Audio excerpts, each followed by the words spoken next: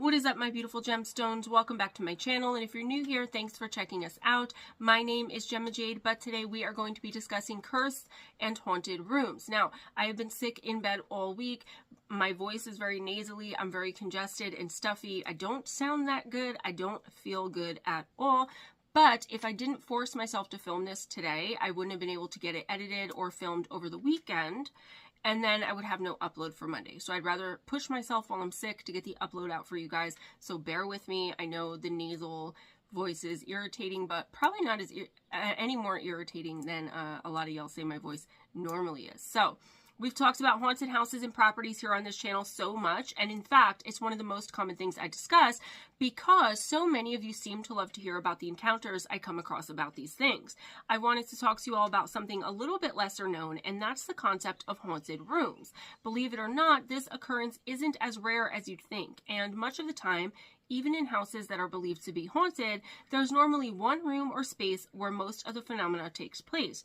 We normally refer to these places as the most active, and it's seemingly nothing unusual. I'm talking here today about places where it seems that only one room is haunted or cursed in a whole place, hotels specifically. It doesn't happen only in hotels, but for obvious reasons, places like that are where a lot of the haunted room encounters do tend to happen. It happens sometimes that one room is active on the property and quite literally nowhere else at all is, or at least no one notices anything strange going on in any other areas of the home or business. It's rare, but as I said, it's not so rare as to be unheard of, or as rare as many people like to believe it is. Sometimes the room or space is haunted, sometimes it's cursed, and sometimes, believe it or not, it is a little bit of both. That's as in, it's probably haunted because it's cursed or something to that effect. I'll be doing more videos and covering more encounters about this specific topic because it interests me, and I'm sure you all will love it as well. It's somewhat easy to understand, and lately, that's a hard thing to come by, especially on this channel and in this community as a whole. Cursed and or haunted hotel rooms, let's jump right in. So obviously the first thing that will come to most people's minds, and the first thing that came to mind when I was researching for this video, were hotel and motel rooms, and those are the most common occurrence of something like this that I could find. Let's time travel a little bit to the freezing cold expanses of Alaska in the late 18/early 1900s. At this time, Alaska was a major gold rush destination, and in order to accommodate the influx of people, mainly miners traveling into the state, many of the cities we know today were erected at that time. They were little more than tent towns at first, and over time they slowly evolved and produced buildings and other modern trappings that remained permanent for the eventual settlers. One of these is the major and well-known city of Juneau. Back in the year 1800, Juneau was nothing more than a tent village that was started by two miners named Richard Harris and Joe Juneau, the latter obviously being where the city would eventually get its name from. This happened right after the two men struck it rich along the Silver Creek Basin. Settlers began to pour through the town's steam docks, and in 1913, four entrepreneurs named Charles Hooker, Jules B. Caro, and two brothers whose names were called John and James McCluskey built a three-story hotel that they named the Alaska Hotel. More than a century later, and this hotel is still in service and is one of Alaska's oldest, longest operating hotels. It's at the top of the National Registry of Historic Places and is known for its quaint and charming Victorian architecture. It's also known for its ghosts and hauntings. Alaska may be a sparsely populated place with more wilderness than residents, but it still has many haunted places that are just as terrifying to visit as anywhere else. Most of the hauntings in this hotel, and believe me, there are many, are mainly said to be connected to the violent history of this place. It was a pretty turbulent place, having once been used as a bordello, which of course brought in some raucous and rowdy, oftentimes violent customers. Gambling and drunken brawls were almost a part of the scenery at one time. One of the most popular tales of the hauntings from this hotel does revolve around a woman named Alice. Alice was said to have been married to one of the miners in the area, but her husband went off on an expedition and he didn't return for a really long time. Alice soon found herself having to pay her own way and fend for herself, and so she did what most women in her position did back in those days, and she turned to prostitution. After all, she had no way of knowing what became of her husband. He was going off to strike it rich, and there weren't cell phones. I don't think they could write. I'm not sure about that. I don't think in that area, where would the mail go? Do you know what I mean? If it's someone who just popped up a town. I'm not sure about that though, but I'm sure it was very hard staying in communication with someone long distance at that time. So Alice didn't know if her husband were dead or alive or even coming back at all, and she had to find a way to survive and support herself. She had to eat. Unfortunately for Alice, and possibly for her husband too, he was very much alive. He returned home after being away for 3 long months and found out that his wife was a prostitute. He did not take this news well, as I'm sure you can imagine, and he confronted her at the hotel while she was there working. He ruthlessly and brutally unalived her on the spot right then and there in her room. The rooms associated with Alice in the hotel nowadays are rooms 218 and 219, which were thought to have been her working rooms back in the day. She's consistently seen between these 2 rooms and in one or the other. She's described as being blonde-haired and wearing period clothing. The spirit of Alice roams the halls and spends much of her time scaring the crap out of the guests and the staffs and seemingly enjoying it. She's seen and encountered in other areas of the hotel as well, with one former employee saying, quote, "I used to get people saying she's in my room. I've had people tell me that she was touching them or that they could see her sitting on the bed. A friend of mine told me if you walked to the top of the stairs, you could see her in the mirror by room 308. I've also had people tell me she was in the bar coming down the stairs. The bar has a lot of mirrors in it, and it's easy to see things out of the corner of your eye, especially if you're drunk or tired," end quote. We all know here on this channel that mirrors are the perfect way to try and spot a spirit you know is around, but haven't yet been able to catch other than in your peripheral vision. And we've talked about the role mirrors play in hauntings and even in creating portals into and from other worlds to ours in videos here.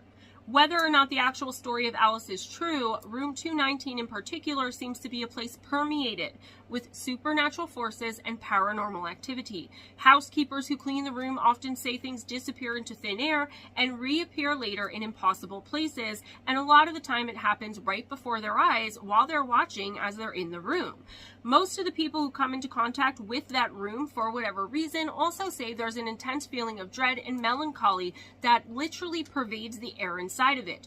Both guests and employees have often become overcome with dizziness and nausea while in that room as well. One person who worked at the front desk of the hotel for years had a story to tell about what she experiences every time she's inside room 219. She said, quote, "Whenever I walk up into room 219, I get goosebumps. It's cold in there all of the time for some reason. I personally think there are probably a couple of ghosts around here. I think the one in 219 is the only one that is frustrated or unhappy or tormented. I don't know. People have told me they've seen things before, like seeing people in the hallways that look like people in paintings around here. I've never experienced any of that kind of stuff, but I have heard about it. The only reason that I personally believe that it's haunted around here is because parts of the hotel just don't feel right. Some parts of the hotel I just don't feel safe in. I'm constantly turning around," end quote. That's true, you know. If you feel unsafe or uncomfortable, or if your mood drastically changes at all the moment you step into a space, that's an energetic thing, guys, and normally you're right on about something in there that you're picking up on. Those types of moods don't just shift or change or come down from nowhere at all. There's always a reason behind it, and most of the time it's something most human beings can't see at all, but can energetically perceive if they're paying attention, whether they know that's what it is or not. The Alaskan Hotel has many haunted rooms and spaces, and room 219 isn't the only one in the place that's caused a lot of people to start talking. Room 315 seems to be ground zero for all types of paranormal phenomena. There have been reports of apparitions, roving cold spots, objects moving around on their own, and so much more. This room in particular has a plethora of creepy stories attached to it. It has quite the notorious reputation, and one of the owners, who might still be the owner now, but I'm not really sure about that, has said of this room in particular, quote, it's creepy, you know? I've never seen anything, but I feel things," end quote. That was from owner Betty Adams. One of the creepiest tales that comes from that room from our modern day happened on May 19th, 2007, when a sailor from the USS Navy ship, the USS Bunker Hill, was visiting and given the particular room to stay in, so he was put into room 315. In fact, he actually requested to stay in that room because it had such a notorious reputation around the town of Juneau.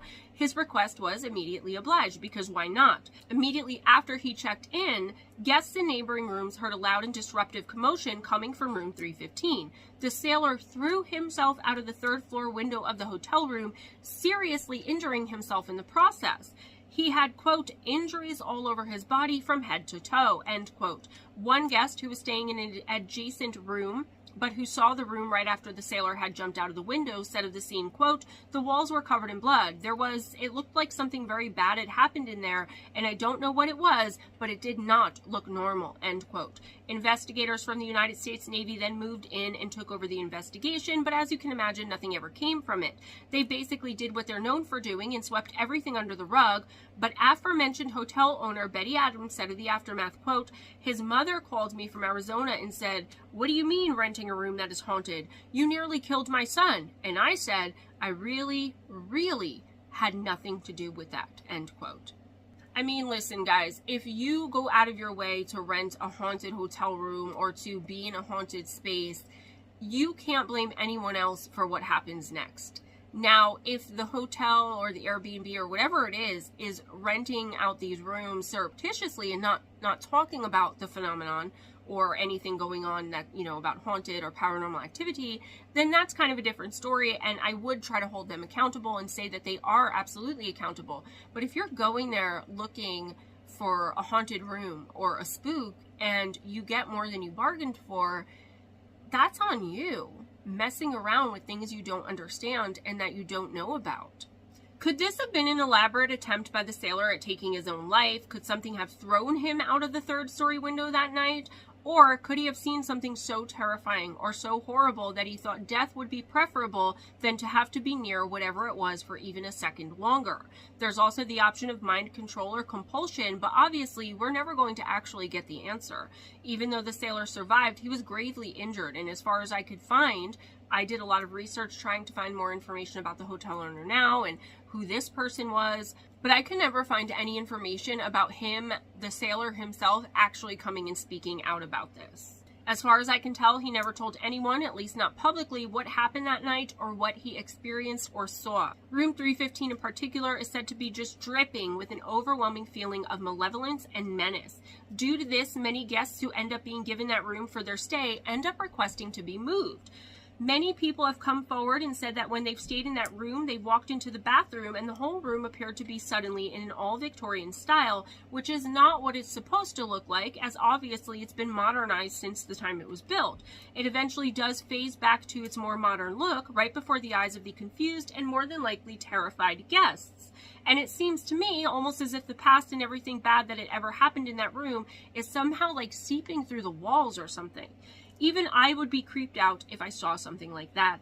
I've seen many, many things through the eyes of the spirits I encounter, and it's almost commonplace for me at this point. But when there's seemingly no spirits involved and a room is just completely changing, which I've also experienced on a regular basis, it's incredibly jarring and scary, even for someone like me. So I can't even imagine, I can't even begin to imagine what this would do to a regular person who isn't used to it, has no idea if there are spirits or not spirits or what's going on, and who doesn't have any or my specific extrasensory abilities. Though I will say, and I say it all the time, just for good measure, anyone who has seen something like this, like in that room, has got to have some sort of extrasensory ability in some way, as someone closed off wouldn't be able to see anything like that. It's just not possible.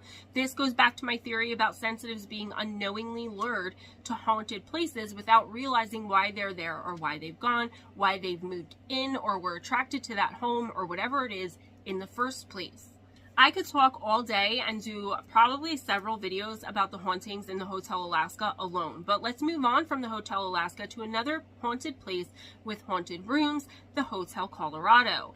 Located in Glenwood Springs, Colorado, the Hotel Colorado was opened in 1893 by businessman and silver baron Walter Devereux, and it was meant to lure in the thousands of people who were traveling west in search of cashing in on the silver and gold mining boom of the time.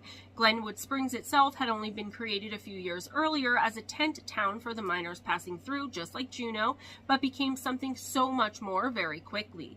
It became a place that catered to the elite and to the wealthy, and this hotel, which is oftentimes described as decadent, boasted a European-style spa, a Victorian garden, several tennis courts, a bird sanctuary, a 185-foot tall fountain of water, and an indoor waterfall. It was beautiful, and for the time it was built, it was absolutely pure luxury.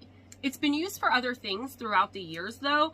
It's been used as a temporary White House. Yes, that White House. It's also been a place of healing for the U.S. Navy during World War II, and from the time it was built, it's always been one of the main focal points and meeting places of the community surrounding it. Ownership of the hotel changed frequently until the early 1990s when someone bought it and decided to restore it to its former beauty and glory. However, most of you know what I'm about to say about what came along right with the renovations. It took a lot of renovations to get this place back to its former glory, and you know what comes along with that, don't y'all? That's right. Hauntings, paranormal activity, and nothing about remodeling this place and renovating it was smooth sailing. Not at all. According to most people and the most accurate information I could find about this specific property and piece of land, the land the hotel was built on was initially stolen from the native Ute tribe in 1880. This obviously caused some bad blood, but many people also say the natives cursed the land, and the first people, it seems, who got a taste of this curse and who believed in it wholeheartedly were the builders of the original hotel. There were many freak accidents that happened during the construction of it, and this delayed and plagued the project significantly. Many deaths were rumored to have occurred on the grounds, and the hotel is said to have been the location of at least one murder, a morgue, and a fatal accident of some sort, of which there's no other information about anywhere online that I could find. The basement of this property is said to be haunted by an old woman. The attic is said to be occupied by the spirit of one of the construction workers who met his death while helping to build the hotel. The halls are prowled and roamed by a dead nurse that's said to have been brutally and viciously murdered by her husband in some fit of jealous rage, and a young girl who is said to have accidentally fallen to her death from one of the balconies also stalks the same halls. Former owners and managers of the hotel also wander around the entire building and can be seen anywhere at any time by anyone, and they make themselves and their presence there very well known. One of the previous owners who is most often seen in spirit by employees and guests is Walter Devereaux himself, the man who built and started it all. E.E. Lucas and Henry Lyle, also previous owners from back in the day, are all over the place, constantly causing a ruckus and scaring the poop out of people as well. Then there are the numerous rooms prepared for guests that are said to be haunted as well. This place is a veritable hot spot for paranormal activity, and guys, I gotta tell you, I am here for it. The most haunted guest rooms are on the 3rd and 5th floors of the hotel. Here there have been frequent reports of ghostly activity in the forms of flickering lights for no reason, anomalous noises, and sightings of full-bodied apparitions. One of the suites, which is named for Titanic survivor the unsinkable Molly Brown, is said to be relentlessly haunted by Molly herself. There's also room 661. In 1993, a man and his wife were staying in room 661 when the man started to feel sick. His wife opened the windows to try and let in some of the fresh Colorado Rocky Mountain air, but every time the wife would leave the room to either go shopping, go to eat, or for any other reason, another woman would come into the room without knocking and close all the windows, telling the sick husband that he had to be careful not to catch a draft because then he could catch his death. The man was sick for 3 whole days, and the woman came in to close the windows every single time his wife left the room and had left them open. They soon found that no staff ever accessed the room while he was sick in there, not even housekeeping, as the wife was doing her best to tidy up and get clean towels and linens in order to allow her husband to rest. These two aren't the only ones who had experiences with this woman in room 661. Throughout the years, many guests have reported seeing a woman standing over their beds in that room, and she's always said to be wearing a period-piece floral dress. No one has ever been able to determine for sure who this woman is or what her purpose for being there is. From the sound of it, she could have been a nurse who worked there during World War II when the property was taken over for the soldiers, or perhaps the wife of someone who died there. She seemed to worry about the people as they slept and was adamant that the husband in that one couple not catch a draft. To me, that's saying something about what she believes her mission there is, and possibly that she's trying to make up for something she perceives as her fault and can't or won't cross over because of it. And until she feels she's made whatever that is right, she's not ever going to cross over, unfortunately. I feel bad for spirits like this, and it's these types of cases specifically where I'll go into a place, bring the light, and help them to cross over. It's just so devastating to me, feeling their pain, right, and their guilt and their shame over something they had no control over. I'm sure the people who've come across this spirit and all the others are just terrified, though. I mean, not seeing it from my perspective, and I honestly don't blame them. Let's go now to downtown San Antonio, Texas for our next haunted spot. Here, we're discussing the historic Gunter Hotel. The Gunter Hotel opened on November 20th, 1909, and was financed by a local rancher and real estate developer named Joe Gunter. He opened it along with a group of other investors, and it was envisioned as being a grand pillar for the very fast-growing city. Designed by the renowned architect from St. Louis named John Moran, and at the time, it was the largest building in San Antonio with its 8 stories and 301 hotel rooms. It was indeed a palatial sight to behold for the time. It was further expanded in 1924 and featured all types of facilities. It had a cafe, a barbershop, restaurant, lounge, exhibition rooms, meeting facilities, an observatory, tennis courts, a petting zoo, and even a subterranean jail. It didn't take long for a place like this to become almost a beacon for rich and successful businessmen and other people of high influence too, which drove further growth for the prosperous city, and eventually and very quickly it became a vital part of San Antonio's ever-growing business center. During the years of Prohibition in this country, the cellar of the hotel served as a speakeasy, but by the mid-1900s, the whole place had already fallen into disrepair. It was eventually and gradually restored and now sits on the National Registry of Historic Places, along with the first hotel we spoke about today already and so many others that I'm sure if we looked into all of them, they probably all have quite the haunted history about them. Throughout the years, this hotel attracted many famous people, VIPs like actors, famous writers, and even Presidents Roosevelt and Truman have stayed there. However, on the other side of things, this place is incredibly haunted and has somewhat of a dark history to it. It's considered even nowadays to be one of the most haunted places in all of San Antonio. Though many parts of this hotel are said to be haunted by one thing or another, most of the phenomena focuses around room 636. This makes sense as this room in particular is connected with a murder that happened in the 1960s and is still unsolved today. On February 6, 1965, a blonde man in his late 20s went into the hotel and booked a room for several nights under the name Albert Knox. He was given room 636, and over the course of the next few days, he was frequently seen coming and going from the room, and each and every time he was with a gorgeous blonde woman who was described as being tall and always dressed in elegant and expensive outfits. This wasn't particularly strange or unusual at the time because of the clientele that normally stayed in the hotel. It was just business as usual. That's how people looked and dressed. Most of the men were wealthy and powerful, and them being there with a trophy wife or mistress was commonplace. However, things were going to take a very dark turn, and soon. On February 8th, one of the maids let herself into the room despite there being a do not disturb sign hanging on the outside of the door.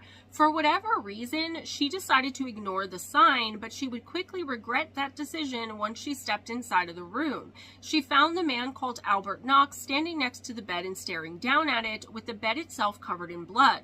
The maid froze and looked at him, back and forth from him to the bloodied scene on the bed, and when she looked at him again, he turned to her and took his index finger, which was covered in blood, and put it to his lips. Essentially, he was shushing her and telling her to be quiet and don't scream. He very quickly grabbed a large, bloody bundle of sheets and ran as fast as he could out of the room, past her and into the hallway. The maid didn't stay to look around or wait for him to come back. She turned and ran right after he was out of her sight, and she alerted hotel management as to what she just encountered. The manager, of course, then notified the authorities, and once they arrived, they were greeted with the sight of something that looked like it belonged in a horror movie, not in a hotel that was known to cater to the rich, powerful, and famous. When the authorities got there, they said that the scene looked like something straight out of a horror movie, with blood spattered everywhere, with it being all over the walls, the floor, the bed, the furniture, and even the bathroom was found to have blood spatter all over certain areas, and that was in an adjacent room. In fact, scattered bits of human remains were on the tub, the bathroom wall, and these pieces of remains were so prevalent in there that they were actually clogging up the toilet. Also in the room were emptied bottles of wine, olives, cheese, long blonde hairs, nylon pantyhose, and tons of women's undergarments. A .22 caliber bullet was lodged into the wall, which was bizarre because no one had heard any gunshots, and even when other guests and hotel staff were questioned later on, not one single person remembered ever hearing a gunshot. Yet, there it was, right there in the wall. Apparently, after further investigation into what went down, the woman was murdered in the bedroom, taken into the bathroom to be dismembered, and then the killer took the body parts back into the bedroom when he was done dismembering her. There were many bloody footprints going back and forth between the bathroom and the bedroom, which led investigators to believe moving the body took many trips. The killer wrapped some of the body parts in the sheet he ran off with, but had also flushed some of it down the toilet. It had been almost 40 minutes by the time the police were notified and then arrived at the scene, and so the killer got a huge head start from them. Further confusing things and confounding the efforts to find the man who checked into that room and who had obviously been the one to have murdered that poor woman and ran off with her body parts was the fact that the name he'd registered under, Albert Knox, was an alias. It wasn't a real name, and this obviously left the authorities at a standstill, with the case basically going cold the moment they started investigating it. Where do you go from there? Back then, right? Then no DNA, they didn't even have blood typing at that time. Eventually, the authorities did come up with the name of a suspect, and they tracked him down. This man, who had aroused the staff's suspicions when he continuously refused to allow the maids to come into his room and clean it, and refused to allow any staff into his room at all for quite some time, at a hotel down the street from the Hotel Gunter. The hotel was called the St. Anthony Hotel, and when they alerted the authorities about this man who was adamantly refusing to allow anyone into his room, the police thought that maybe they'd be able to somehow connect this man with the crime at the Gunter, or at the very least to talk to him and see, right? Because they had no other leads. They went down to the St. Anthony Hotel right away and questioned him. The man had checked into the St. Anthony under another alias and false identity, this time calling himself Robert Ashley. The police went to his room and knocked on the door, but as soon as they identified themselves vocally through the door, the response they received was the sound of a single gunshot coming from within. The man was quickly identified as a 37-year-old unemployed accountant named Walter Emmerich, and his fingerprints matched the fingerprints from the crime scene at the Gunter. So it was this guy. He had taken his own life, though. The murder weapon and the body parts he'd run from the scene with were nowhere to be found, despite a massive and extremely extensive and intensive search that went on for a very long time. The woman's body was never found. Not a single piece of it, aside from what was left in the toilet, was ever found, actually. The victim has never been identified, and it seems as though no one had ever reported anyone matching her description as missing. She was basically a ghost, and then she became one literally, as she's thought to be the woman who haunts the halls, and specifically room 636 at the Gunter Hotel to this very day. Ever since that murder took place, that particular room has been besieged with all sorts of paranormal activity. The bathtub faucet, as well as the sinks and the lights as well, all turn on and off by themselves at any given time. Objects move and fly or float across the room, seemingly carried or flung by unseen hands, and many guests have reported leaving the room for a bit, for whatever reason, and coming back to find everything completely a mess, torn up, ransacked, and in a state of absolute disarray. Aside from the rooms being ransacked while the guests weren't physically in them, reports of guests being locked out of that room once they rented it are also very prevalent in the stories about this room's haunting. The keys simply don't work, and it's nearly impossible to get the lock unlocked as well. The sounds of banging on and seemingly coming from within the walls, sheets being ripped off the bed randomly, either while someone is lying in them or not, and the sounds of a woman softly whispering in your ear are all things that tend to happen on a regular basis to people who are unfortunate enough to have been given that room for the duration of their stay. The apparition of a tall blonde woman has been seen in the room many times too, and she often appears in the shadows, leaving just enough of herself out of sight to make witnesses question whether they actually saw what they thought they saw or not. Sometimes, and this really freaks me out, she's in the mirrors. So instead of looking in one of the mirrors in the room and seeing your own reflection looking back at them, people see hers instead. Whenever she is seen, her arms tend to be outstretched towards the terrified witnesses. Regardless of what you believe the truth is, I'm sure this would be creepy enough for even the toughest skeptic, and I doubt they'd want to spend too much time in that room, whether they'd actually admit what the real reason is or not. That's all I have for you today, guys. Please give this video a big thumbs up if you enjoyed the content, if you enjoyed hanging out with me. Again, thanks for sticking around and making it through the whole video, even though I am so clogged and nasally and sick, and this took me so long to do because I had to keep stopping and blowing my nose and fixing my makeup. I just hope I feel better by the beginning of next week is all. Please be sure to check out the description box for some important links, ways to donate to the channel, PayPal, Cash App, my Amazon wish list gift link. Also in the description box, you will find links to all 14 of my books on Amazon through Kindle, paperback, and Audible. If you just want to go and get my whole collection off Amazon very simply and easily without, you know, going through the entire list, go to Amazon and type in Gemma Jade Books. Follow me on other social medias, Facebook, TikTok, and Instagram. Instagram is mainly everything I do on YouTube as far as YouTube Shorts and TikTok. I just kind of compile them together, on Instagram. So follow me over there. It's either going to be Gemma Jade or GemmaJadeYT. Picture of me, nice and simple. Please support the shorts, guys. That really does help me out.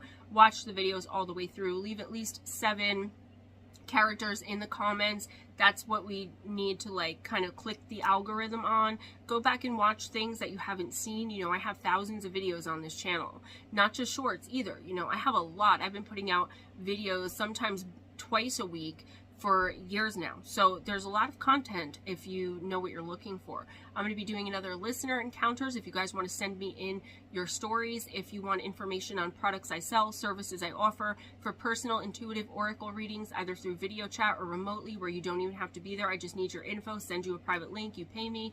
For any and all work correspondence, for autographed copies of my book, for anything and everything, email me at GemmaJadeParanormal@gmail.com. Be kind to each other, guys. It doesn't cost anything. Be kind to yourselves and never accept anything less than others being kind to you. If nobody told you today, you're amazing, you're wonderful, you're beautiful, you're capable, you deserve better, the best, and you got this. I believe in you. I got your back. Always go in grace, smile at a stranger, and I'll see you guys next time. Bye.